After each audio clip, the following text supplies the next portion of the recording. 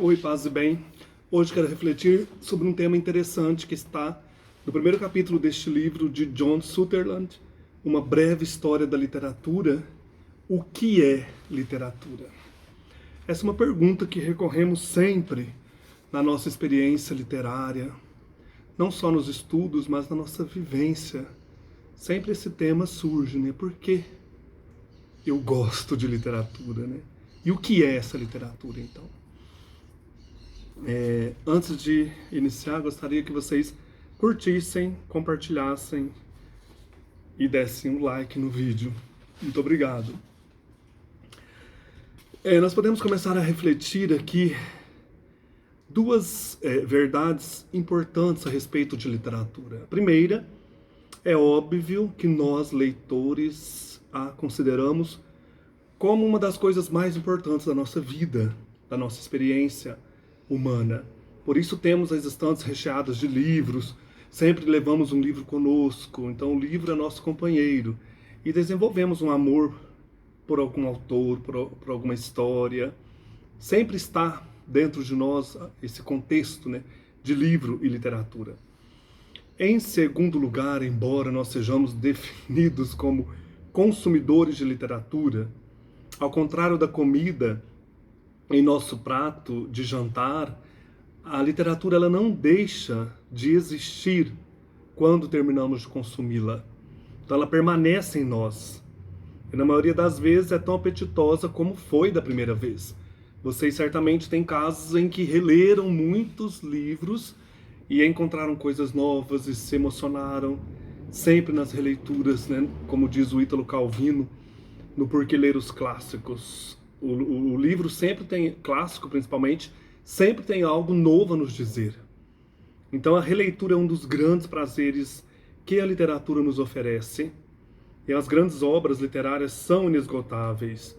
Essa é uma das coisas que as engrandecem. Por mais que você volte a elas com frequência, elas sempre têm algo novo para te oferecer. Para a maioria das pessoas perspicazes, a literatura desempenhará um grande papel em sua vida. Nós aprendemos inúmeras coisas no dia a dia, em casa, na escola, com amigos, conversando com as pessoas mais sábias e mais espertas do que nós. Mas muitas das coisas mais valiosas que sabemos vieram da literatura que lemos. Quem lê bem se vê num relacionamento de troca de ideias com as mentes mais criativas de nosso tempo e do passado. Então você pega, por exemplo, Platão, e você começa a ler. E de repente você está dialogando com um autor que viveu lá na antiguidade. Você pega um autor da Idade Média, Boccaccio, você começa a conviver com ele. Então isso é muito interessante na literatura. Essa capacidade de dialogar com pessoas que viveram muito antes de nós. E o tempo empregado na leitura de literatura, ele é sempre um tempo bem empregado. Não aceite que alguém lhe diga o contrário. Então, assim, nós temos que tomar consciência de que é importante ler. Quantas vezes ouvimos as pessoas: nossa, você está lendo, você não está fazendo nada? Estou trabalhando a mente, a minha vida, né? Estou lendo. O que então é literatura? Essa é uma pergunta complicada. Encontramos a resposta mais satisfatória examinando a própria literatura. Para nossa conveniência, as primeiríssimas obras impressas com as quais entramos em contato no decorrer de nossas vidas, chamada literatura infantil. Escritas, vale salientar, para crianças e não por elas. Quase todos nós damos os primeiros passos vacilantes pelo mundo da leitura no quarto de dormir. Aprendemos a escrever quase todos nós na sala de aula, mas é no quarto de dormir que alguém que amamos leu para nós ou lê conosco na cama. Assim começa a viagem de uma vida inteira por todas as páginas que nos esperam. Cada um tem a sua história com o encontro com a literatura, com livros, como aprendeu a ler. E enquanto vamos crescendo, a prática da leitura pelo prazer, o que normalmente significa ler literatura, permanece conosco. Muitos de nós atravessamos a vida levando um romance para a cama conosco. Isso é muito legal, né? Quantos de nós, em nossa tenra idade, mal criados em nossos pijamas, Teremos continuado a leitura sob a luz da lanterna embaixo das cobertas? A roupa que vestimos para enfrentar o mundo exterior, o mundo real, na maioria das vezes está dobrada dentro de um armário, no outro lado do quarto, enquanto que nós estamos vestidos com o pijama, lendo, atravessando a noite com histórias, autores e livros. Graças às numerosas adaptações para a TV, né, de vários livros, ou para o cinema, para o teatro, muitas crianças conhecem a história, então, dos 4 jovens, dos 4 irmãos Pevensie, que são evacuados para uma casa no campo. É tempo de guerra na Grã-Bretanha dos anos 1940. Sob os cuidados do amável professor Kirk, eles ficam a salvo dos bombardeios noturnos da Blitz de Londres. O mundo real se tornou bastante perigoso para crianças. Aeronaves misteriosas, por razões não de todo compreendidas, estão tentando então matar as crianças. Explicar para crianças pequenas a política ou a história ou o sentido de tudo aquilo seria difícil. A literatura, com sua habilidade de se comunicar com todas as idades, pode ajudar. Nessa narrativa, enquanto explora a mansão Kirk, num dia chuvoso as crianças descobrem num quarto, no andar superior, um grande guarda-roupa. Imagine o que eu estou falando, né? A mais nova, Lúcia, aventura-se por sua própria conta pelo interior do guarda-roupa. O guarda-roupa sempre guarda mistérios, né? Todo mundo sabe, e eu desconfio também, o que ela encontra no lado de dentro, não importando de qual versão venha a recordação de O Leão, a Feiticeira e o Guarda-Roupa, ou As Crônicas de Nárnia. Lúcia se vê no que poderíamos chamar de universo alternativo, o mundo da imaginação, mas tão real em essência como a Londres que ela deixou para trás, e não menos violenta do que a cidade em chamas. Nárnia não é um lugar seguro, assim como leões ou feiticeiras, tampouco costumam ser seguros no convívio com seres humanos. É isso que mostra para nós este livro maravilhoso, C.S. Lewis, né? No mundo de Nárnia, como a história é narrada, algo se passa na cabeça da menina, uma fantasia. Ela está ali de fato. Algo tão desvinculado de seu eu desperto, como o guarda-roupa de madeira ou espelho através do qual a Alice entra no País das Maravilhas, na história infantil de Lewis Carroll, publicada 85 anos antes. Para entender como Nárnia pode ser ao mesmo tempo real e imaginária, porém precisamos saber como se processa o complexo mecanismo da literatura. Você entra no mundo imaginário, mas ele é tão real quando você está lendo, né? Você está lendo um livro, por exemplo, que se passa na Rússia do século XIX, Dostoiévski. Você está lá mergulhado em Petersburgo, por exemplo, lendo Crime e Castigo. As crianças, elas absorvem o conhecimento tão rápida e intuitivamente quanto em seus primeiros anos absorve o complexo mecanismo da linguagem. Isso vai aparecer nas Crônicas de Nárnia.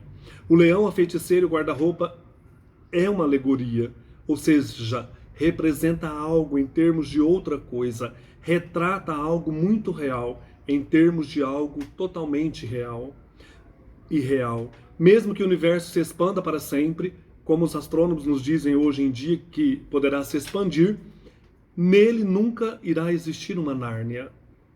Esse mundo é uma ficção e seus habitantes, inclusive Lúcia, né, são meros engendros, isto é, invenções ficcionais da imaginação do autor.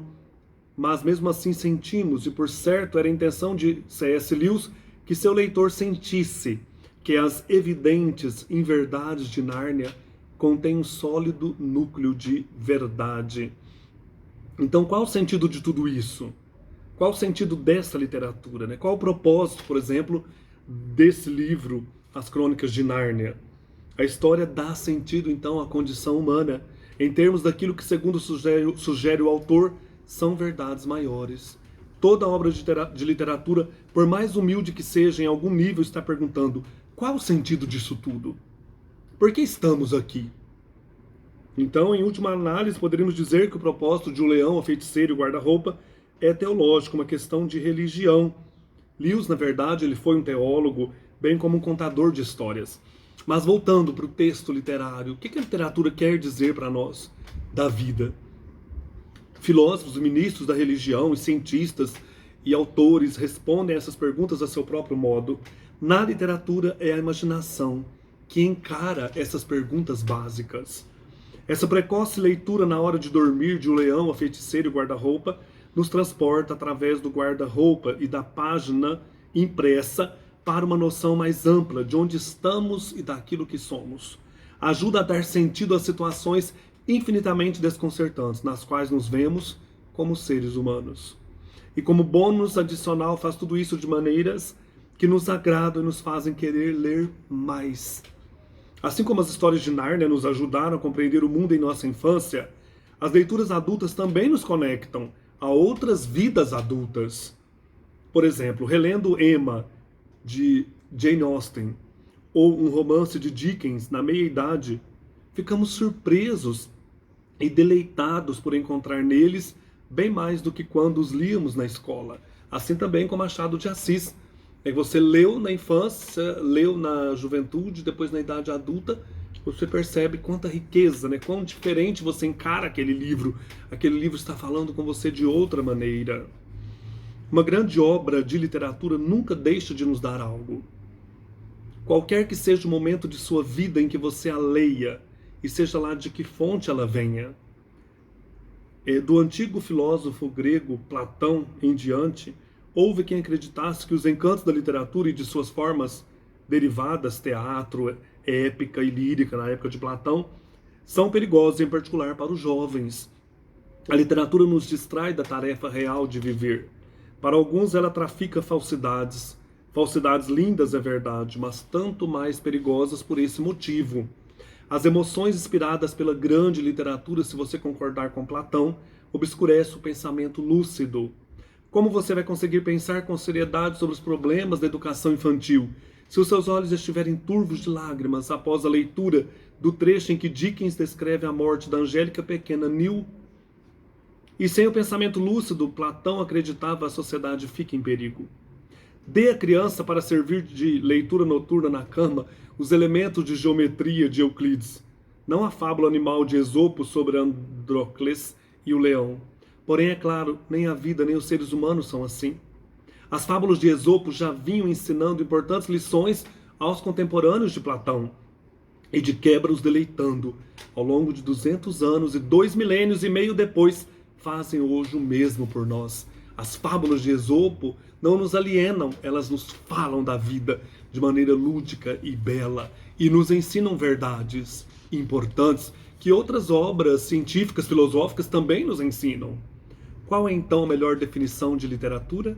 Em seu nível básico é uma coleção de combinações únicas de 36, 26 pequenas marcas pretas numa superfície branca, letras. 26 letras. Em outras palavras, já que a palavra literatura significa coisas feitas de letras, essas combinações são mais mágicas do que qualquer prodígio tirado da cartola de um prestidigitador. Mas uma resposta melhor seria que a literatura é a mente humana, no auge do seu talento, para expressar e interpretar o mundo ao nosso redor. A literatura, em sua melhor forma, não simplifica, mas expande nossas mentes e sensibilidades numa medida pela qual podemos lidar melhor com a complexidade. Mesmo que, como acontece muitas vezes, não concordamos inteiramente com aquilo que estamos lendo. Por que ler literatura, então? Porque ela enriquece a vida de maneiras que não encontramos em nada mais. Ela nos torna mais humanos. Isso é muito importante. Se tornar mais humano. À medida que você lê e crescer interiormente, isso ninguém rouba de você. E quanto melhor aprendermos a ler literatura, tanto melhor ela fará isso. Ela nos ensinará sobre o mundo, ela nos ajudará a crescer, a entender a vida, a entender nós mesmos, a saborear a vida. Quantas vezes um livro nos ajudou, não no sentido de autoajuda, mas nos motivou a enfrentar situações difíceis? A literatura quantas vezes nos salvou? Leiamos mais, aprendamos a ler e saboreemos intensamente a vida. Paz e bem.